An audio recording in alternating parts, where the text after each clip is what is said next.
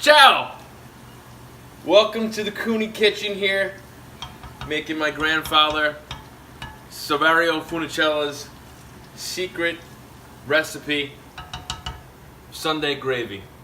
First step we got here, we're sauteing and caramelizing some onions and garlic in olive oil, regular olive oil. We're gonna let this saute until they get caramelized, and then we're gonna be adding in our other ingredients. All right, we got our onions and our garlic nice and caramelized now. All right, now we're gonna add in some red pack tomato puree. Okay, add that in, scrape it out.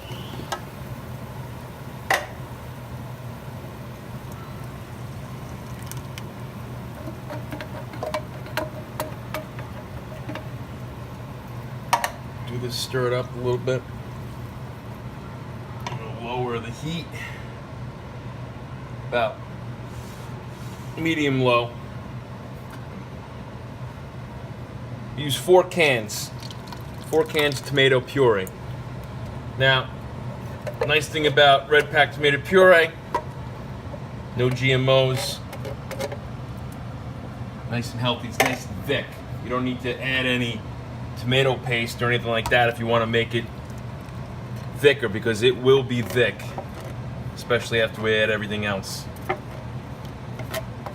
So we got our tomato puree in there.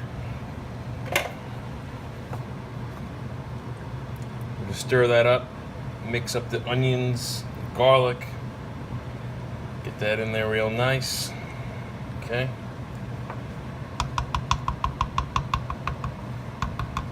Okay. Now we're gonna add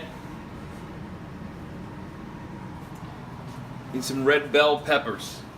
These are gonna help the gravy get some sweetness. So we're gonna add those red bell peppers in there. We'll just stir them in.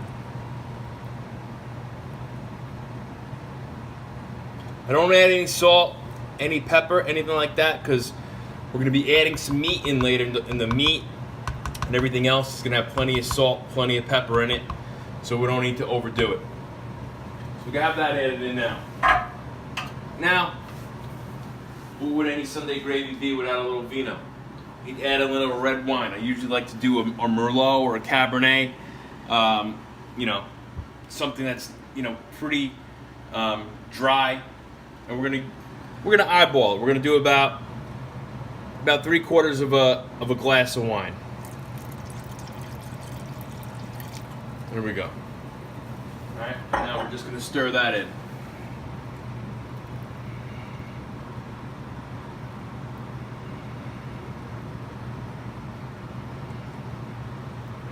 All right. Now a little collagen chicken broth. My grandfather used to like to use chicken broth or chicken bouillon cubes or something with the chicken flavor that helps give the gravy a certain taste and a certain color. We're going to do about a 1/4 cup of that. And again, we're eyeballing it because we're Italian.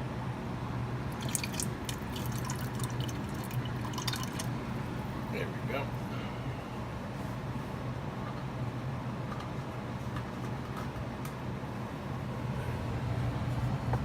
Stir that in. And you're going to see as we keep cooking this, and as the video advances, we're going to start adding in meat, meatballs, sausage, both hot and sweet, as well as we're going to cook up some thin pieces of really lean beef, and we're going to put that in there. And all those different those meats are going to give a lot of flavor to the gravy, and we're going to cook it slow. You know, once we have everything in there, and you're gonna see it's gonna turn from a red color like it is now, more toward like almost like an orange, and that's when we kind of know that we're getting there. So got some more work to do. We'll be right back. We got our bazanago, a little basil here that we have clean, ready to go. We're gonna put this in once we get like the meat in there. That's kind of something that goes in later on, but I got it nice and clean and ready to go. All right, so we're gonna get some of our meatballs prepped up, and we'll be right back. All right, so where we just left off, right? We had our garlic and our onion that was sautéed. We put the tomato puree in, put the red bell pepper in, wine. We put in the chicken broth, and I put in 2 small pieces of basil for now.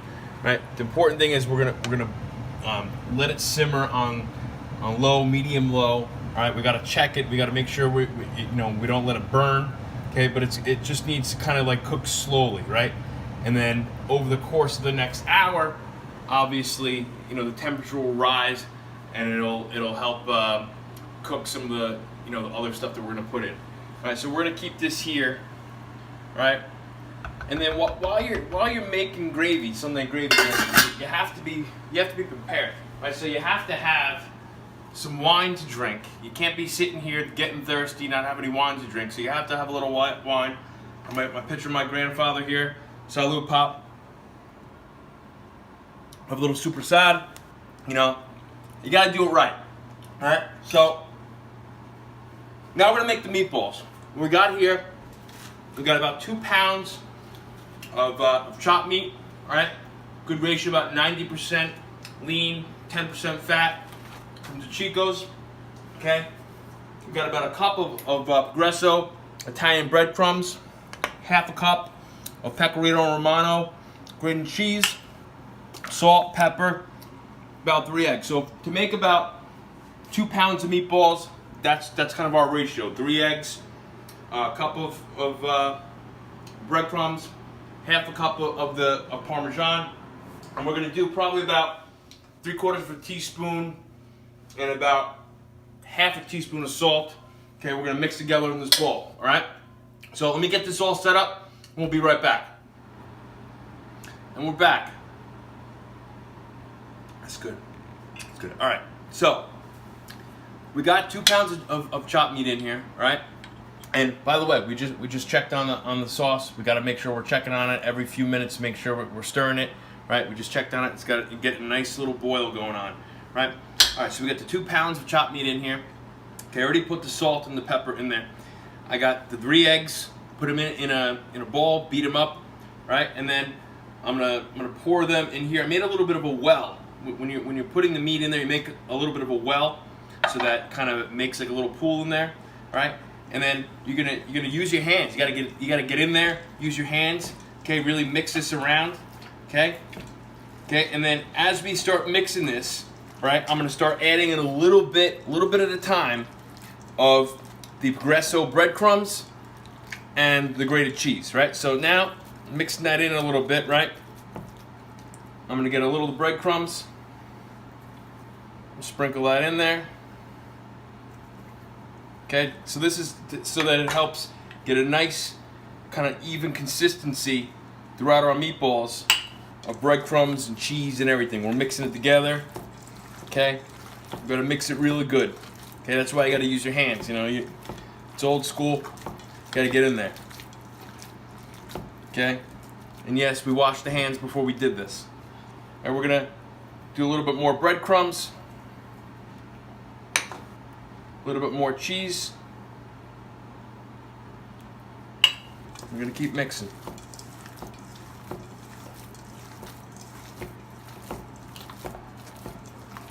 I have my assistant here, Lou. He's my assistant. He's half pug, half Boston Terrier, Italian breed.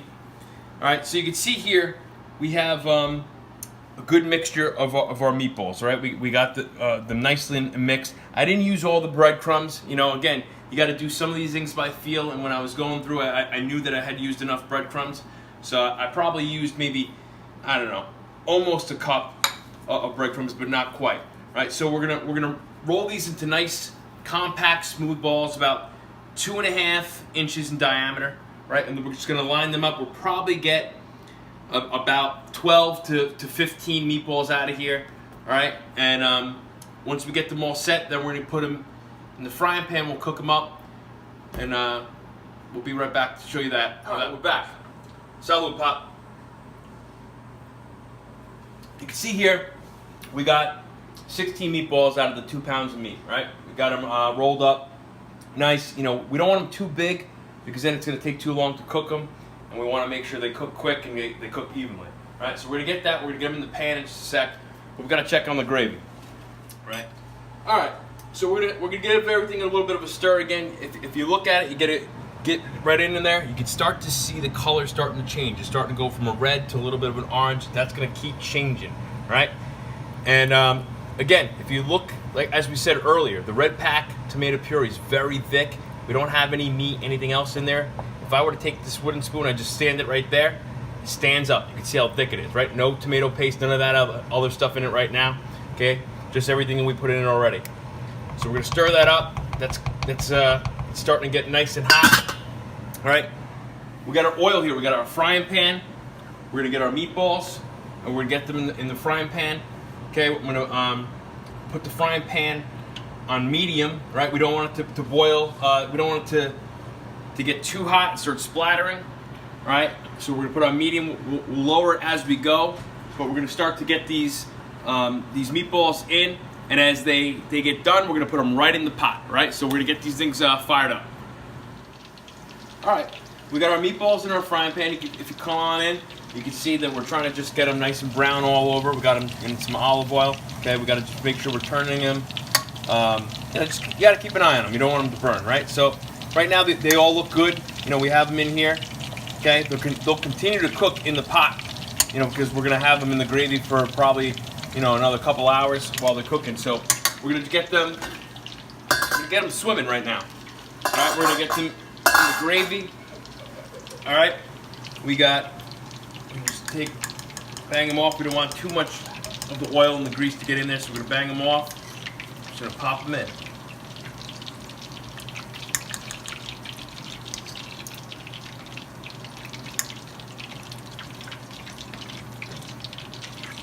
We're gonna keep doing this, right? And then when we get them in there, we're just gonna lightly stir them, just so they kind of get in there. And again, the juices from the meatballs and all the meat and all the seasonings we put in there are just gonna continue to add flavor to this classic Sunday gravy. We'll be right back. All right, we got some more meatballs that are cooking up. But while we're getting those cooked, we're gonna get some other stuff going. We got some sweet sausage and hot sausage from the Chico's, no fennel. Just nice and lean, right? And we have some Angus thin sliced beef. We're gonna get all these cut up. We're gonna get them ready to go into the frying pan in just a few minutes, right? And then those are gonna go into the gravy as well, right? So stay tuned.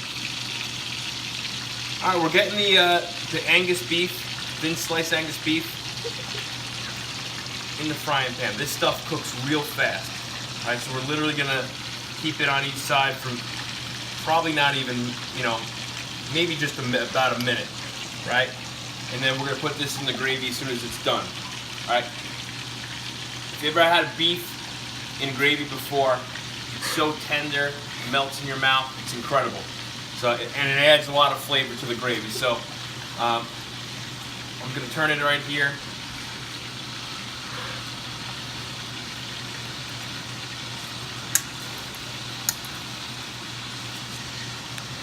See, it cooks real quick.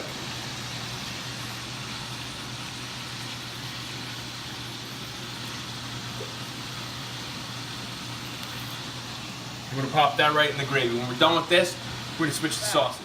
We got our sausage in here. We got half sweet, half hot. We got to make sure we cook it really good, right? You don't want to you don't want to have undercooked sausage in your gravy, right? It'll ruin the whole gravy. So we got everything cooking here. We're using the same oil that we did for both the meatballs and the beef. So it's all that flavor's kind of just getting added together here, okay? And we're gonna start transferring these now into the pot, right? We got our beef and our meatballs in there, okay? And now we're gonna just start adding our sausage in there, all right? Give them a little shake, some of the excess oil off. We're gonna get them all in there, right? Once we get them all in, we're gonna stir it up, and then we're gonna keep stirring it, and we're gonna let this cook for about another 2 hours on low, right? Again, we got to make sure we pay attention to it. You know, we got to be attentive to it, and we got to stir it every maybe 10 minutes for 2 hours, right? And then it's going to turn into that nice orangish color that my grandfather's gravy was always known for. So we put this stuff in now, and then we'll show you what it looks like when it's done. And then once we get there, we're ready for the best part, which is tasting it. We'll be back. All right, we're gonna do a quick check-in on the gravy. Give it another stir.